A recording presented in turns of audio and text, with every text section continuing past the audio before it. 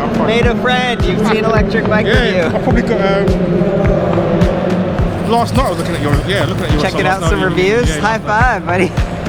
Nice to see a friend. Yeah. Have a great show. IG, thank you.